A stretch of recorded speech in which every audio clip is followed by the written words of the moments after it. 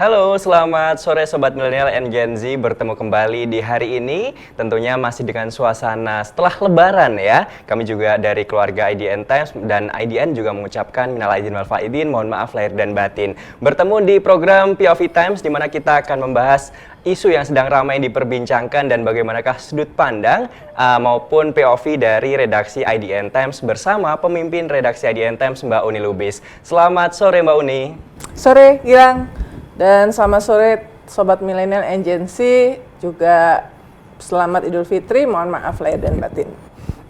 Mbak Uni kemarin baru saja 7 jurnalis ya bertemu dengan Presiden Prabowo di kediamannya di Hambalang.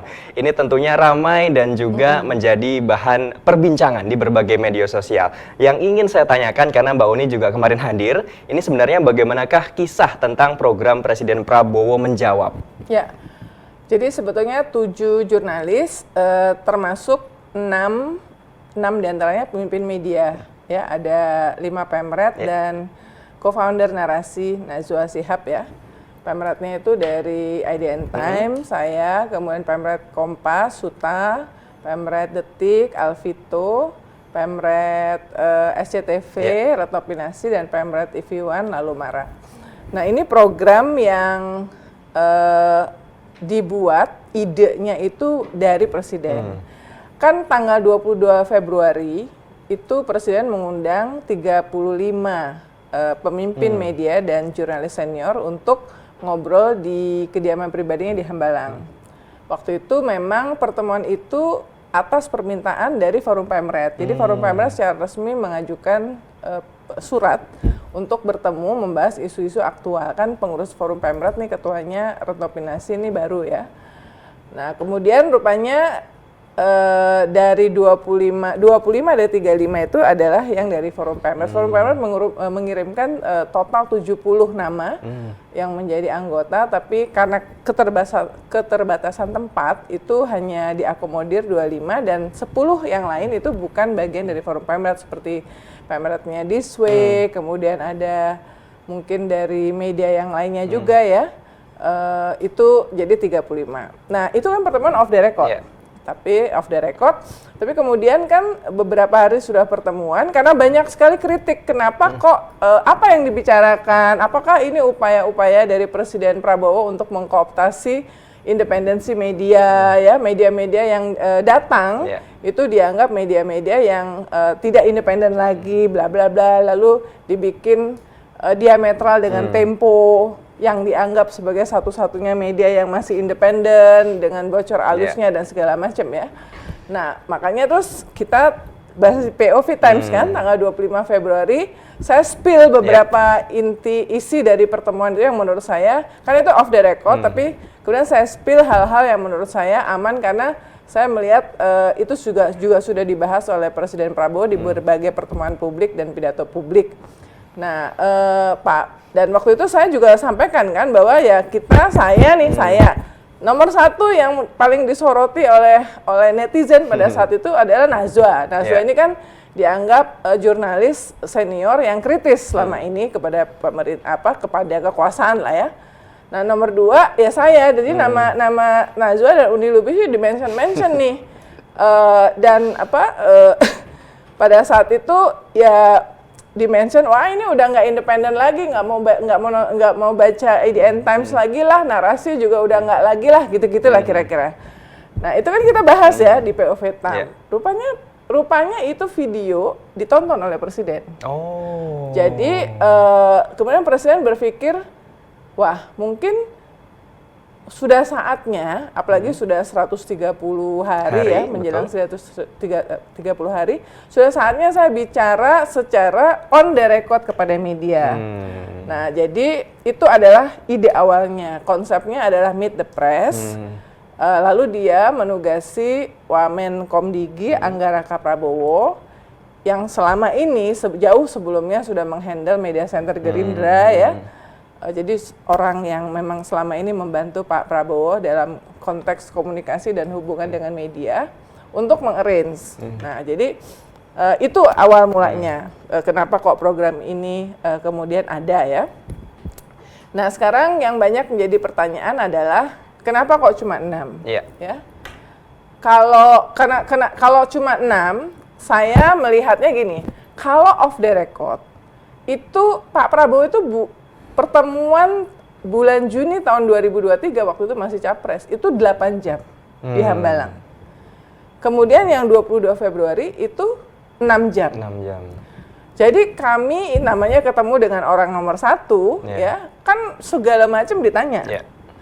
Dan nggak ada moderator, nggak ada apa, jadi tergantung kecepatan untuk kita untuk kesempatan bertanya. Jadi tapi Pak gitu kan, selalu pak gitu kan. Dan Pak Prabowo tuh selalu menjawab, dan Pak Prabowo itu kan tipe yang kalau menjawab tuh nggak pernah pendek, ya kan. Jadi minimal jawabannya tuh 2-3 menit, bahkan ada satu pertanyaan yang bisa dijawab sampai 5 menit, 10 menit. Dan gitu kadang ya. berkelanjutan, Mbak ya pertanyaannya. Nah jadi 6 jam, itu pun 6 jam aja, kami tuh ngerasa masih banyak hal yang belum sempat ditanyakan. Tapi waktu itu kan sudah jam 9 malam, ya hari Sabtu ya. Jadi kami juga sudah lelah gitu ya. Ya sudahlah gitu kan. Akhirnya semuanya kedip-kedipan. Pak Prabowo ini masih bersemangat, kan pindah ke meja makan. Maksudnya nggak ada yang tiba-tiba dia biasanya kan kalau ini nanti ajudannya atau orang dekatnya mendekati, oh ya udah ya, enggak ada. Jadi sebetulnya Pak Prabowo-nya masih bersemangat, tapi mungkin kaminya yang udah merasa udah jam 9 malam nih gitu ya. Nah tapi itu pun udah 6 jam, tapi mayoritas dari pertanyaan yang menjadi concern dari publik sudah ditanyakan. Nah sekarang kalau on the record, ya kan ini on the record full. Bayangin, kalau misalnya 30 wartawan, satu orang satu pertanyaan, kali aja kalau satu orang satu pertanyaan, jawabannya 3 sampai 5 menit, dikali aja berapa. Nah jadi sebetulnya kalau menurut saya ini persoalan teknis, karena on the record, dan tadinya dijadwalkan itu hanya 2 jam, dari jam 9 sampai jam 11.45. Kenapa? Karena jam 12:30 Presiden dijadwalkan ke bandara untuk terbang ke Kuala Lumpur. Kita lihat kan, sore itu Presiden bertemu dengan Perdana Menteri Malaysia, Pak Anwar Ibrahim, silaturahmi Lebaran, sekaligus karena Malaysia adalah ketua ASEAN. Jadi mereka membicarakan bagaimana sikap bersama ASEAN menghadapi hadiah Lebaran dari Presiden Trump, yaitu kebijakan reciprocal tarif yang the worst protectionism policy in the world, ya, yang paling parah yang terjadi sesudah the Great Depression tahun 1930. Jadi ini sesuatu yang akan sangat berpengaruh terhadap 97 negara kepada ekonomi dunia, termasuk ekonomi Indonesia dan kawasan. Nah, jadi sebenarnya sudah ada batasan. Jadi rencana 2 jam, ya. Nah, jadi 6 itu jumlah yang diperkirakan tuh bisa lah dari 2 jam? Untuk 6. Nah, itu pun, jadi gini, jadi akhirnya saya itu nggak tahu siapa yang diundang yang lain, ya. Jadi yang ngontak ke saya, Najwa. Najwa nanya, Mbak Uni diundang sama Wamen Angga nggak? Iya. Nah, jadi berarti kita saling tahu.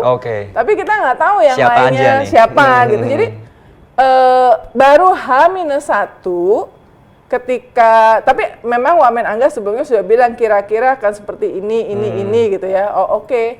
Karena mewakili grup ini segala macam ya, kayak misalnya Detik, nanti ada grup Trans apa segala macam. Nah, H-1 itu Wamen Angga membuat WhatsApp grup untuk koordinasi teknis. Di situ kita baru tahu kepastian siapa aja. Termasuk hostnya dari TVRI. Kenapa TVRI? Karena yang memproduksi talk show itu, acara itu adalah TVRI, ya.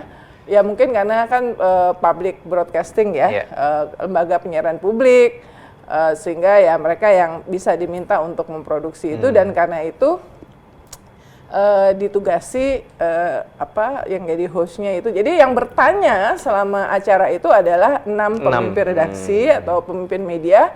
Sementara hostnya dari TVRI itu ya jadi host aja gitu ya. Nah, ternyata kita tuh udah, jadi kita koordinasi di WhatsApp group itu hanya persoalan teknis.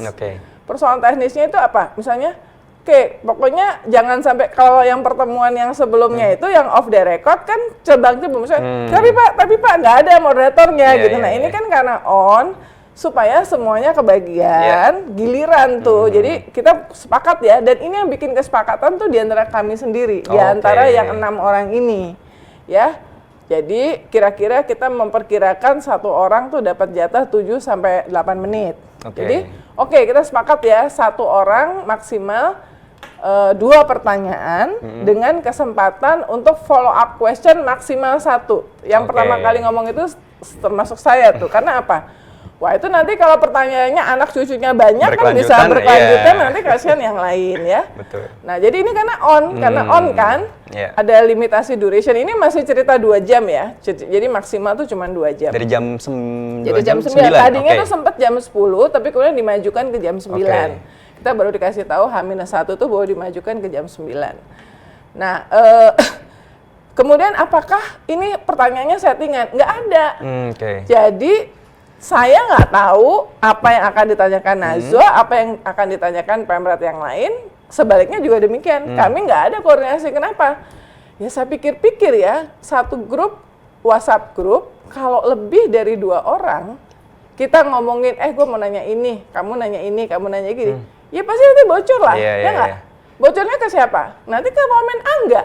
Kalau bocornya ke Wamen Angga, nanti dia lapor sama Presiden, Pak. Ini Pemret mau nanya ini buat presiden. Jadi kita nggak mau. Jadi kita sama sekali tidak membahas apa yang akan kami tanyakan. Bahkan di antara kami nggak saling tahu mau nanya apa. Termasuk pertanyaan titipan dari pihak ajudan juga nggak ada. Karena banyak netizen yang bilang juga tuh Mbak. Iya, maksudnya saya tuh menyiapkan 10 pertanyaan. Karena apa? Saya tuh juga, kita nggak tahu formatnya seperti apa. Baru karena kita tim TVRI, kemudian tim IDN Times termasuk yang datang pagi ke sana, baru tahu karena ternyata formatnya meja bundar, ya kan? Itu pada hari itu, pada nyampe di situ baru tahu formatnya meja bundar. Mejanya juga baru dibikin malam sebelumnya kata Wamen Angga. Nah, posisi duduk ya baru tahu pada saat itu. Jadi kita semuanya sebelumnya nggak tahu posisi duduk kita di mana, ya. 2 menit sebelum acara, sebelum Presiden hadir, kita udah duduk kan semuanya, akhirnya udah ada. Jadi sebelah kiri ini Alvito, terus saya, lalu Mara, terus Najwa, kemudian Suta, kemudian Retno, Presiden Prabowo, lalu host. Nah, saya sengaja ditaruh, katanya Wamen Angga, Mbak Uni mesti ditaruh yang bisa eye contact sama Presiden katanya kan. Jadi di seberangnya ya. Di seberangnya Presiden. Nah, ya itu juga baru tahu pada saat itu. Ya, 2 menit sebelum Presiden datang, kita udah duduk siap nih. Baru di situ kita sepakati, nanyanya mulai dari siapa? Kan kalau posisi kayak gitu bisa dari Retno, ya dari lingkaran situ, atau bisa dari Alvito, saya jadi nomor 2. Baru di situ kita 2 menit sebelum Presiden duduk, masuk ruangan, baru kita sepakat bahwa yang bertanya dimulai dari Alvito. Artinya saya dapat kesempatan nomor 2. Iya, betul. Which is bagus. Soalnya saya mikirnya, waduh, takutnya sebelumnya saya mikir, kalau saya ke bagian terakhir nih, pertama, pertanyaan jangan-jangan udah ditanyain sama teman-teman. Kemudian yang kedua, biasanya kalau udah belakang-belakangan tuh narasumber siapapun, meskipun saya yakin kalau ini bukan case-nya Presiden Prabowo, karena Pak Prabowo 6 jam, 8 jam aja masih tetap antusias. Tapi kan kebanyakan narasumber kalau udah jam kesekian kan udah bawanya udah rada emosi, udah nggak ini, udah capek. Nah, saya itu menyiapkan 10 pertanyaan gila. Jadi saya malam sebelum itu baca buku Gagasan Strategis Prabowo. Soal korupsi, omongannya gimana. Kedua soal Danantara, soal rencana mendirikan badan penerimaan, soal ya korupsi ya. Jadi 10 pertanyaan yang saya siapkan just in case. Kenapa 10 pertanyaan? Just in case kalau misalnya ternyata pertanyaan yang ini sudah ditanyakan sama teman yang lain, ya saya ada opsi punya lain. Opsi, dan saya yakin teman-teman yang lain juga seperti itu. Tapi untungnya saya dapat kesempatan soal kepala babi, teror kepada media, soal demonstrasi, soal segala macam itu ada semuanya ya. Disiapkan soal Trump tarif tentu saja karena itu isu yang paling aktual ya. Itu soal ekonomi, Trump tarif, bagaimana prospek Danantara sesudah Trump tarif ketika dunia semakin proteksionisme dan memikirkan kepentingan nasional sendiri-sendiri. Terus gimana caranya kita mengharapkan investasi bahwa orang mau leverage investment ya melalui Danantara misalnya ya untuk supaya kita bisa financing project-project yang hilirisasi, refinery apa segala macam. Jadi udah saya siapin semuanya, saya baca buku pikiran gagasan strategi. Kenapa saya baca buku itu supaya ya ini kan omongannya Prabowo yang dituangkan di dalam buku. Sekarang faktanya seperti apa? Jadi saya mau mengkontraskan antara yang pernah dia sampaikan dengan faktanya sesudah dia 130-150 hari jadi presiden. Kan banyak yang berbeda juga. Misalnya di buku itu ternyata yang dia ngomong mengejar koruptor sampai ke Antartika. Di buku itu juga ada dia bilang sampai ke ujung dunia ya. Tapi saya mau nanya tadinya, wah kalau misalnya sekarang Bapak misalnya sudah mengejar siapa, misalnya Riza Khalid ya, yang anaknya kena dan termasuk rumahnya digeledah dalam kasus dugaan korupsi Pertamina ini, udah dikejar gak? Jangan nggak perlu ke Antartika ya, maksudnya nggak ada juga koruptor yang sembunyinya jauh banget di Antartika, mungkin deket-deket aja gitu. Nah, jadi udah, jadi seperti itu. Nah, akhirnya kan nanya nomor 2 ya. Saya tanya ya soal RUU TNI kan. Karena apa ya? Saya pikir selain soal Trump tarif yang pasti saya yakin ditanyain sama teman-teman yang lain, tapi ini soal yang krusial juga dan kita ini media yang menargetkan milenial dan Gen Z. Yang demo itu adalah Gen Z. Jadi menurut saya itu mewakili concern dari audiens IDN Times yang khawatir mengenai bagaimana penanganan aparat abusif, bagaimana pemerintahan Presiden Prabowo melihat protes-protes terhadap pembahasan undang-undang yang tidak transparan apa segala macam. Nah, makanya saya memilih itu ya. Dari 10 itu yang pertama dari 10 dikeluarkan. Yang pertama dikeluarkan. Nah, tadinya kita pikir gini. Oke, nanti kalau misalnya udah 1, 2, 3, 4, kalau masih ada waktu nanti balik lagi. Jadi dapat pertanyaan yang kedua. Kan nggak kejadian. Karena apa? Saya ngelihat tuh, begitu udah 2 jam lebih, 2 jam nih, Suta yang dua terakhir kan Suta sama Retno. Udah mulai, waduh, kita kebagian nggak ya gitu kan. Sampai jadi kan dari 2 jam itu akhirnya 3 jam 26 menit. Berarti jam 11. 3 jam 20, jadi jam udah 12. jam 1 kurang. Jam 1 kurang. Jam Jadi 3 jam, tadinya kan desainnya kita bertanya sampai jam 11.45, lalu kami makan siang bersama. Jadi saya udah mikir nih, wah di makan siang nih yang off the record mulainya banyak hal gitu ya. Seperti yang sebelumnya juga gitu.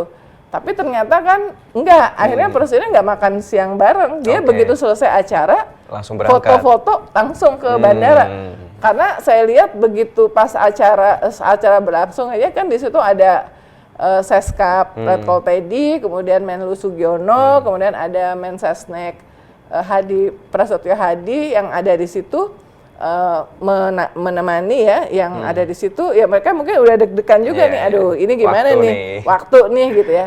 Tapi jadi saya membayangkan kalau misalnya tidak ada rencana ke Kuala Lumpur, itu on the record tuh bisa 4 jam, 5 jam loh.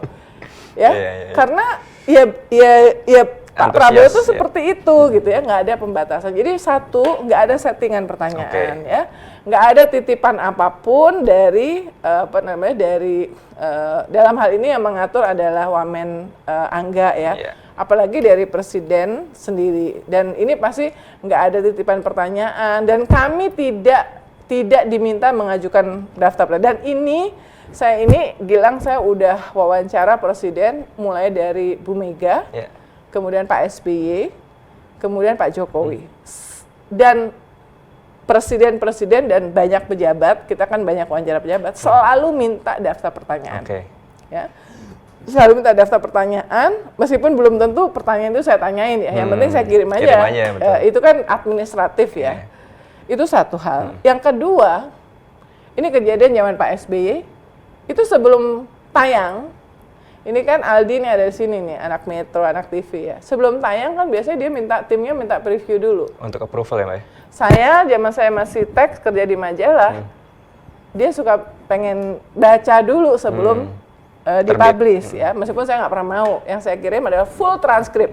Belum tentu yang saya muat ya yang sudah saya edit ya, yang saya ambil bagian-bagian yang kalau full transkrip menurut saya nggak apa-apa lah, karena mungkin juga ada kalimat-kalimat yang dia ngomong bahasa Inggris atau apa, ternyata kita salah, dia bisa perbaiki. Tapi yang dimuat itu benar-benar sesuai dengan apa yang redaksi mau ya.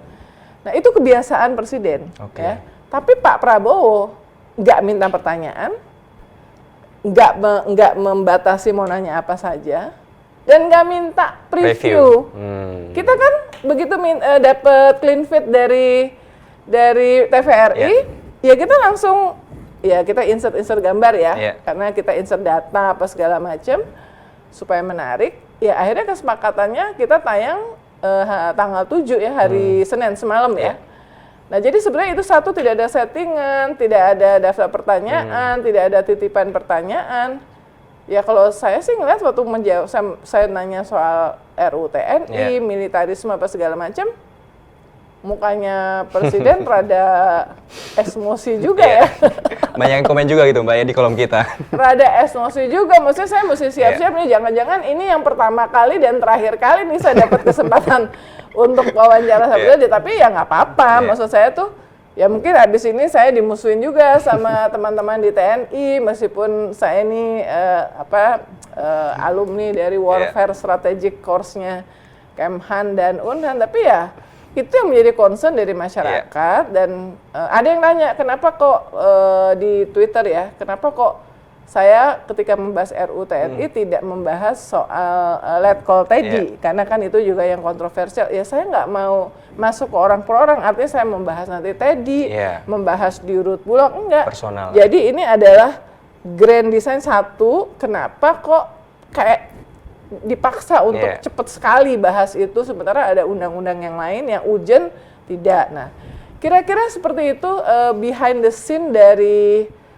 program Prabowo Menjawab, dan kita di POV Times di IDN menganggap ini adalah a good start, bahwa Presiden satu mengakui bahwa dia bilang kan 5 bulan ini kan memang mungkin dia sibuk kerja, sibuk roll out segitu banyak program bersamaan, dia melupakan bahwa pentingnya komunikasi publik. Dia mengakui itu ya. Kemudian dan ini saatnya buat dia untuk memberikan kesempatan bicara kepada media, yang saya yakin semua media di Indonesia, media mainstream pasti pernah ngirim surat permohonan wawancara kepada presiden, termasuk kita di IDN Times. Nah kita beruntung bahwa kemarin itu mendapat satu dari 6 media mendapatkan kesempatan untuk wawancara, meskipun bareng-bareng sama yang lain ya, tapi at least kita bersama-sama yang 6 menurut saya katakanlah bisa mewakili pertanyaan-pertanyaan besar yang menjadi concern dari masyarakat. Terakhir Mbak, setelah adanya pertemuan dengan 6 jurnalis ini, harapannya apa ke depan Mbak? Harapannya satu, Presiden setuju, dia kayaknya happy ya dengan format ini dan berharap ini bisa dilakukan lagi. Tentu kita senang, lebih sering misalnya sebulan sekali atau 3 bulan sekali lebih bagus. Dan kalau kami sih berpikir ya untuk next media yang lain mestinya bisa diundang, termasuk Tempo. Nah, termasuk Tempo kan yang juga rame kan. Kenapa nih? Kenapa Tempo tidak diundang gitu ya? Kenapa? Jadi yang 6 ini seolah ya semuanya kan, apalagi Nazwa sama saya di sebelum 2-3 hari ini tiba-tiba ujuk-ujuk secara masif itu beredar bahwa Uni Lubis sama Najwa mau masuk gabung pemerintahan presiden ya. Pertama ya saya udah langsung, dan itu akun-akunnya itu kok akun-akun yang sistematis menyebarluaskan itu media homeless media yang yakin banget kayak punya informasi A0 atau A1 gitu ya, saya langsung balas kan di kolom komen. Mungkin mereka kaget juga kenapa kok saya balas di kolom komen. Najwa kan nggak begitu modelnya. Najwa lewat kita ya, membantahnya lewat IDN Times ya. Tapi saya langsung membalas di kolom komen. Ya dua-duanya kan kami nggak berminat ya. So far kami happy menjadi jurnalis dan itu kayak menjadi tantangan ya, bahwa semua orang lagi nunggu nih. Ini ayam sayur nggak nih Uni Lubis sama Najwa nih pada saat ketemu sama Presiden nih, berani nggak menanyakan pertanyaan kritis ya. Ya sejauh ini alhamdulillah respons terhadap kami berdua lumayan bagus ya. Jadi nggak benar bahwa dipilih menjadi bagian dari yang wawancara dengan Presiden atau pernah diundang ke Hambalang, ke rumah Presiden, itu membuat kami kehilangan daya kritis. Nah, sejak awal saya termasuk yang sebetulnya mendukung kalau Tempo diundang. Tapi gini juga ya, ini kan 6 media. Nggak cuma Tempo yang nggak diundang, media yang lain kan juga banyak yang nggak diundang. Media di Forum Pemret itu banyak ya. Nah jadi nggak cuma Tempo. Nah menurut saya ini ada upaya untuk seolah-olah memecah-mecah antara Tempo against yang lain. Ini juga menurut saya sikap yang nggak benar, dan ini juga merugikan buat Tempo karena satu, secara editorial kita di IDN Times tuh sangat mendukung Tempo, apalagi ketika dia mengalami teror, ya, kepala babi, kemudian bangkai tikus, tidak hanya di IDN Times, di pemberitaan. Pada saat saya diundang di program Satu Meja The Forum juga saya sampaikan secara tegas bahwa itu upaya-upaya yang pengecut. Sebetulnya berharap Presiden memberikan deadline kepada Kapolri untuk segera mungkin mengungkap siapa pelakunya. Harusnya itu tidak sulit ya. Jadi kita media itu mendukung Tempo. Tempo tidak boleh dibiarkan sendiri. Apa yang dilakukan terhadap Tempo itu bisa dilakukan juga terhadap media lain. Nah, karena itu nggak perlu juga netizen atau buzzer-buzzer ini ya kemudian memecah belah dengan seolah-olah ini Tempo against yang lain. Enggak, media itu satu ya. Saya rasa kemarin dari pertanyaan-pertanyaan yang kami ajukan itu juga menunjukkan bahwa ya kami mencoba ya, tidak cukup ya. Saya tadi saya bilang saya menyiapkan 10 pertanyaan, coba bisa saya tanyain 2, ya kan? Seandainya saya bisa wawancara one on one itu lebih ideal, ya kan?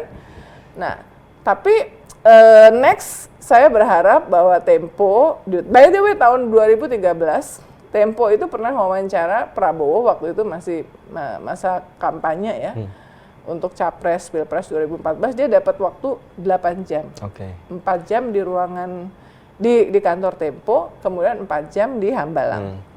Saya rasa tidak ada media di Indonesia itu yang pernah punya kesempatan wawancara sepanjang itu. Ya.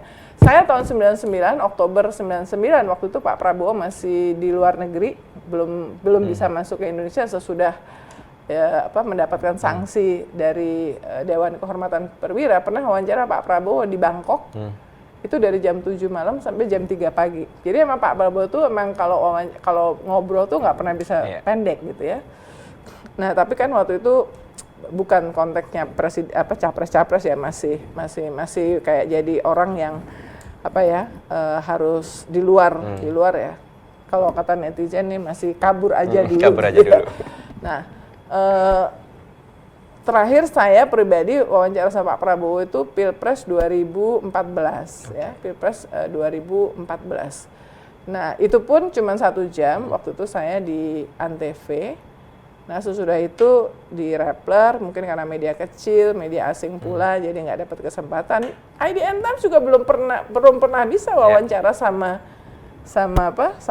Presiden Prabowo, meskipun kita sudah mengajukan berkali-kali ya.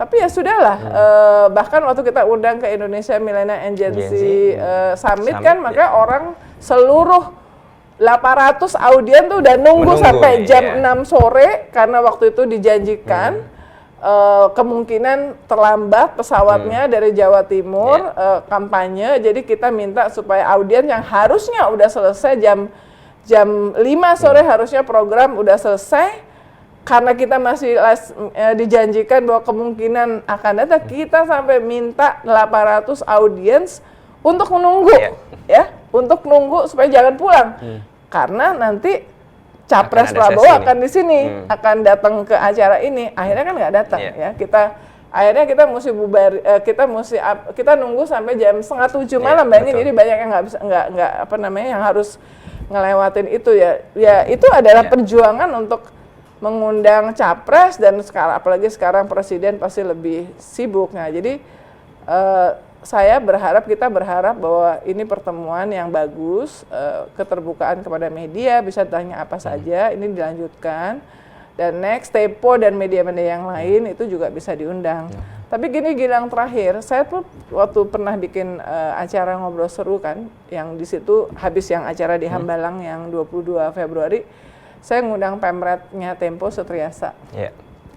Saya bilang, satu, Setriasa, dia waktu itu dia nggak setuju juga bahwa kehadiran atau ketidakhadiran di Hambalang Pemret itu dikaitkan dengan independen atau tidak independennya media. Ya, semua media, semua jurnalis KPI-nya ingin wawancara orang nomor satu. Kedua, saya tanya, Setri, kalau kamu diundang atau Tempo diundang dan bisa bertemu dengan presiden, apa yang ingin ditanyakan? Satu, Setri menjawab ya soal efisiensi anggaran. Kemudian soal the next round of pendanaan Danantara yang in total nanti 750. Kemudian soal militerisme, kecenderungan untuk militerisme. Dan saya melihat bahwa sebetulnya kemarin itu kami secara terpisah, secara masing-masing sudah mencoba untuk menanyakan hal itu. Karena kami tahu Tempo tidak hadir, soal kepala babi, teror kepala babi ditanyakan oleh Alvito. Jadi Tempo tidak hadir, tapi pada saat itu kami tidak melupakan Tempo, tidak melupakan bahwa ada problem, masalah besar, teror besar yang dialami oleh Tempo, dan kemudian direspon oleh kepala PCO dengan cara yang tidak empatik, dan itu kemudian diakui oleh presiden. Jadi Tempo tidak ada di situ, tapi kami tidak lupa ya dengan Tempo, dan saya ingin menutup ini dengan mengatakan tidak ada gunanya ya membuat pemecah-mecah antara ini media independen, ini yang tidak, ya, karena kita semua media harus bersama-sama, ya, bersama-sama termasuk menjadi watchdog, mengawasi pemerintahan, termasuk pemerintahan Presiden Prabowo. Ini kan baru 6 bulan ya, masih ada 4,5 tahun. Nothing personal kalau sesudah ini kita termasuk di IDN Times mengkritisi kebijakan-kebijakan dari Presiden Prabowo yang kita anggap melenceng dari apa yang seharusnya dilakukan. Nah, jadi kita bersama-sama, jadi nggak usah, kalau kamu diundang ke Hambalang berarti kamu nggak independen apa segala macam. Nah, kita lihat aja produknya. Ya, di sini kalian semua tahu bahwa ya saya nggak ada tuh membatas-batasi, atau kita nggak ada pembatasan soal mengkritik apa segala. Apa yang penting katakan yang benar, yang nggak benar katakan yang nggak benar juga gitu. Kira-kira itu. Mbak Uni, terima kasih banyak atas kesempatan waktunya di POV Times edisi kali ini, yang biasanya kita tayang hari Senin kemarin, Mbak ya. Nah, kita hari ini di hari Selasa. Kita bertemu kembali di POV Times minggu depan di hari Senin. Saya Gilang Madutanaya beserta pemimpin redaksi IDN Times, Mbak Uni Lubis, dan tim dari IDN Times pamit undur diri. Terima kasih dan sampai jumpa.